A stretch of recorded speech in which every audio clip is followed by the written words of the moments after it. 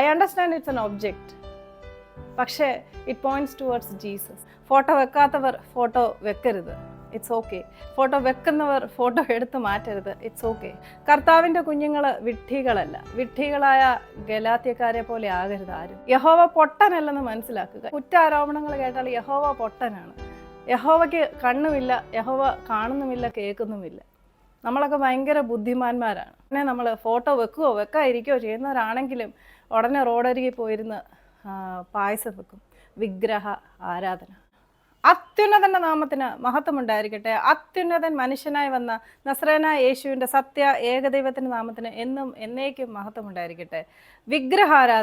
വിഗ്രഹാരാധന നമ്മളൊക്കെ നടത്തുന്നുണ്ടോ എന്നുള്ള ഒരു പരിശോധന നമ്മളെല്ലാവരും ചെയ്യേണ്ടതാണ്. കഴിഞ്ഞ എൻ്റെ ഒരു മെസ്സേജിൽ ഞാൻ പറഞ്ഞു, വചനം എന്ന കണ്ണാടിയിൽ കൂടി നോക്കി നമ്മളെ തന്നെ ശോധന ചെയ്യേണ്ടതാണ്. നമ്മുടെ ജീവിതത്തിൽ എന്തെങ്കിലുമൊക്കെ മാറ്റം വരുത്താനുണ്ടെന്ന് ദൈവം കാണിച്ചു തരികയാണെങ്കിൽ അത് ചെയ്യണമെന്നുള്ളത്. ഫോട്ടോ വെക്കുന്നത് വിഗ്രഹാരാധനയാണോ, ഫോട്ടോ വെച്ചാൽ അത് തെറ്റാണോ എന്നുള്ള ഒരു ചെറിയ ചിന്തയിലേക്കാണ് ഞാൻ ഇന്ന് ഈ മെസ്സേജിൽ കൂടി ഉദ്ദേശിക്കുന്നത്. വിഗ്രഹ ആരാധന അല്ലെങ്കിൽ ഐഡൽസിനെ ആരാധിക്കുക, ബിംബങ്ങളെ ആരാധിക്കുക എന്നുള്ളത് യഹോവയ്ക്ക് തീരെ ഇഷ്ടമില്ലാത്ത കാര്യമാണ്. യഹോവയ്ക്ക് വളരെയധികം കോപം വരുന്നൊരു കാര്യമാണ് താനല്ലാതെ മറ്റൊരു ദൈവത്തിനെ ആരാധിക്കുക എന്നുള്ളത്. മോശയുടെ ന്യായപ്രമാണങ്ങളിൽ ഉടനീളം പറഞ്ഞിട്ടുള്ളൊരു കാര്യമാണ് വിഗ്രഹങ്ങളെ ഉണ്ടാക്കരുത്. സ്വർണം കൊണ്ടും വെള്ളി കൊണ്ടുമുള്ള വിഗ്രഹങ്ങളെ ഉണ്ടാക്കരുത്, ദേവന്മാരെ ഉണ്ടാക്കരുത്, ദേവന്മാരുടെ വിഗ്രഹങ്ങൾ ഉണ്ടാക്കരുത്, ദേവന്മാരിലോട്ട് തിരിയരുത് എന്നിങ്ങനെയുള്ള പലതരത്തിലുള്ള വേഴ്സസ് നമുക്ക് പഴയ നിയമത്തിൽ കാണാൻ സാധിക്കും. പഴയ നിയമ പുസ്തകങ്ങളിൽ ആദ്യമായിട്ട് വിഗ്രഹങ്ങളെക്കുറിച്ച് ബൈബിളിൽ പ്രതിപാദിക്കുന്നത് മോശയുടെ ന്യായപ്രമാണങ്ങളിലൊന്നുമല്ല.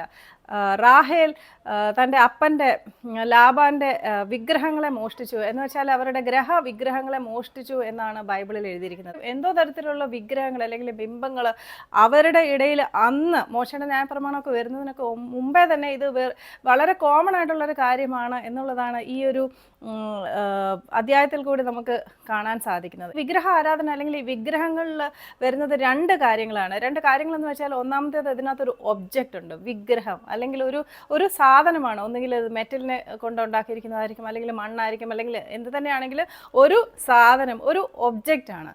ഇനി അതിനകത്ത് വരുന്ന മറ്റൊരു വലിയൊരു കാര്യമാണ്, ഈ ഒരു സാധനം ഇത് പോയിന്റ് ചെയ്യുന്നത് യഹോവയല്ല, മറ്റൊരാളിനെയാണ്.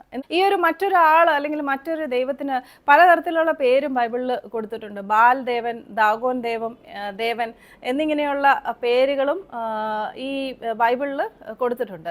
അപ്പോൾ ഇതൊക്കെ ചൂണ്ടിക്കാണിക്കുന്നത് എന്താണെന്നറിയാമോ? ഇത് യഹോവയല്ല, മറ്റൊരു ദേവനെയാണ് ഇത് ചൂണ്ടിക്കാണിക്കുന്നത്. ഇതിനാണ് വിഗ്രഹ ആരാധന എന്ന് പറയുന്നത്. പിന്നെയുണ്ട്, പലതരത്തിൽ പറഞ്ഞിട്ടുണ്ട് വിഗ്രഹാരാധനയെക്കുറിച്ച്. ദേഹത്തുള്ള സ്വർണവും വെള്ളിയും എല്ലാം ഊരിയെടുത്ത് അത് ഉരുക്കി ഒരു കാളക്കുട്ടി ഉണ്ടാക്കും, അല്ലെങ്കിൽ അങ്ങനെ ഒരു രൂപത്തെ ഉണ്ടാക്കും. വായ കൊണ്ട് സംസാരിക്കാത്ത, കണ്ണുകൊണ്ട് കാണാത്ത, ചെവി കൊണ്ട് കേൾക്കാത്ത, കൈ അനങ്ങാത്ത, കാലുകൊണ്ട് നടക്കാൻ മേലാത്ത, ഒരു ശക്തിയുമില്ലാത്ത വിഗ്രഹങ്ങൾ, വെറും വിഗ്രഹങ്ങൾ.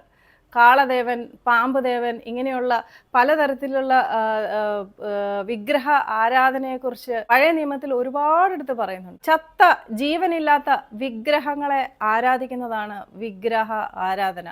ചത്ത ജീവനില്ലാത്ത വിഗ്രഹങ്ങളെ, മറ്റൊരു ദേവനെ ആരാധിക്കുന്നതാണ്, യഹോവയല്ലാത്ത മറ്റൊരു ദേവനെ, മറ്റൊരു പേരുമിട്ട് വേറൊരാളെ ആരാധിക്കുന്നതാണ് വിഗ്രഹ ആരാധന. ബാൽ ദേവനെ, ദാഗോൻ ദേവനെ, അപ്പോളോസ് ദേവനെ, സിയൂസ് ദേവനെ. വിഗ്രഹ ആരാധന എന്ന് പറഞ്ഞാൽ ബിംബങ്ങൾ വെച്ചുകൊണ്ടുള്ള ഒരു വിഗ്രഹ ആരാധനയെക്കുറിച്ച് പറഞ്ഞ് മനസ്സിലാക്കി എന്ന് ഞാൻ കരുതുന്നു. ഒന്നുകൂടെ എടുത്തു പറയുകയാണ്, ഇതിലൊരു സാധനമുണ്ട്, ഒരു ഒബ്ജക്റ്റ് ഉണ്ട്. അത് ചൂണ്ടിക്കാണിക്കുന്നത് മറ്റൊരു ദൈവത്തെയാണ്, യഹോവയല്ല, ജീസസിനെ അല്ല. ഇവിടെ എൻ്റെ പുറകിലൊരു ഫോട്ടോ ഇരിപ്പുണ്ട്. ഞങ്ങളുടെ വീട്ടിൽ പല മുറികളിലും പല ഫോട്ടോസ് ഇരിപ്പുണ്ട്. ഈ ഫോട്ടോയിൽ മുഖം, അപ്പുറത്തെ മുറിയിലിരിക്കുന്ന ഫോട്ടോയിലെ മുഖത്തിൻ്റെ മുഖമല്ല, ഡ്രസ്സും വേറെയാണ്, മുഖഛായയും വേറെയാണ്, തലമുടിയുടെ കളറും വേറെയാണ്. പക്ഷേ ഈ ഫോട്ടോസ് എല്ലാം ചൂണ്ടിക്കാണിക്കുന്നത് ഇറ്റ് പോയിന്റ്സ് ടുവേർഡ്സ് ജീസസ്. ഇത് ദാഗോനല്ല, ഇത് ബാൽദൈവമല്ല, ഇത് കാളദൈവമല്ല, ഇത് ഈ ഫോട്ടോയിലിരിക്കുന്ന മനുഷ്യൻ ദൈവവുമല്ല. ഈ ഫോട്ടോയിലിരിക്കുന്ന മനുഷ്യൻ ദൈവമേ നീ എന്നെ കാക്കണമേ, ഫോട്ടോയിലിരിക്കുന്ന മനുഷ്യൻ ദൈവമേ നീ എന്നെ സൂക്ഷിക്കണമേ, നീ എന്നെ സൗഖ്യമാക്കണമേ, ഇങ്ങനെയല്ല ഞാൻ പ്രാർത്ഥിക്കുന്നത്. ഈ ഫോട്ടോയിലിരിക്കുന്ന ഈ ഫോട്ടോ ചൂണ്ടിക്കാണിക്കുന്നത് യഹോവയാണ്. ഈ ഫോട്ടോ ചൂണ്ടിക്കാണിക്കുന്നത് യേശുവിനെയാണ്, മറ്റൊരു ദൈവത്തെയല്ല. I understand it's an object, പക്ഷേ ഇറ്റ് പോയിന്റ്സ് ടുവേർഡ്സ് ജീസസ്. അതുകൊണ്ട് ഫോട്ടോ വെക്കുന്നത് വിഗ്രഹ ആരാധന അല്ല എന്നുള്ളത് ബൈബിൾ പ്രകാരം അതുതന്നെയാണ് സത്യം. എൻ്റെ ആരാധനാ പാത്രം യഹോവയായതുകൊണ്ട്, യേശു ആയതുകൊണ്ട് ഈ ഫോട്ടോ വെക്കുന്നത് വിഗ്രഹാരാധന എങ്ങനെയാവും? ഹൃദയങ്ങളെ ശോധന ചെയ്യുന്ന യഹോവയെ നിങ്ങൾ മനസ്സിലാക്കുക. യഹോവ പൊട്ടനല്ലെന്ന് മനസ്സിലാക്കുക. ഇന്ന് പലരും കുറ്റാരോപണങ്ങൾ കേട്ടാൽ യഹോവ പൊട്ടനാണ്, യഹോവയ്ക്ക് കണ്ണുമില്ല, യഹോവ കാണുന്നുമില്ല, കേൾക്കുന്നുമില്ല. നമ്മളൊക്കെ ഭയങ്കര ബുദ്ധിമാന്മാരാണ്. നമ്മുടെയൊക്കെ ഹൃദയ വിചാരങ്ങളെ നന്നായിട്ട് ശോധന ചെയ്യുന്ന യഹോവയ്ക്കറിയാം ആരാണ് വിഗ്രഹാരാധന ചെയ്യുന്നതെന്ന്. ഇനി ഞാൻ ശരിക്കും വിഗ്രഹാരാധന, ഇന്നത്തെ കാലത്ത് നടക്കുന്ന വിഗ്രഹാരാധനയെ കുറിച്ച് പറയാം. ഇന്നത്തെ കാലത്ത് ഒരുപക്ഷെ ബിംബങ്ങളൊന്നും കാലോ കയ്യോ ഒന്നും ആൾക്കാർ വെക്കുന്നില്ലായിരിക്കും. മറ്റൊരു തരത്തിലുള്ള വിഗ്രഹാരാധനയെക്കുറിച്ച് ഞാൻ പറയാം. കൊച്ചുങ്ങളില്ലാതെ ഒരുപാട് നാളായിട്ട് വിഷമിക്കുന്നു. ആരാണ്ട് പറഞ്ഞു വഴിയരികിലിരുന്ന് പായസം വെച്ചാൽ മതി കുഞ്ഞുങ്ങൾ ഉണ്ടാവുമെന്ന്. ഉടനെ നമ്മൾ ഫോട്ടോ വെക്കുകയോ വെക്കാതിരിക്കുകയോ ചെയ്യുന്നവരാണെങ്കിലും ഉടനെ റോഡരികിൽ പോയിരുന്ന് പായസം വെക്കും.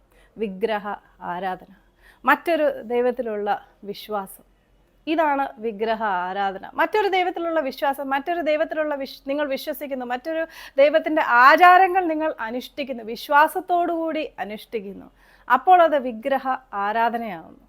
ലോകമെങ്ങും ഡിവോഴ്സാണ്. എന്നാലും നമ്മൾ കല്യാണത്തിന് മുമ്പ് നമ്മുടെ മക്കളുടെ രണ്ടുപേരുടെ ജാതകം അങ്ങ് നോക്കിയാലോ? വിഗ്രഹ ആരാധന.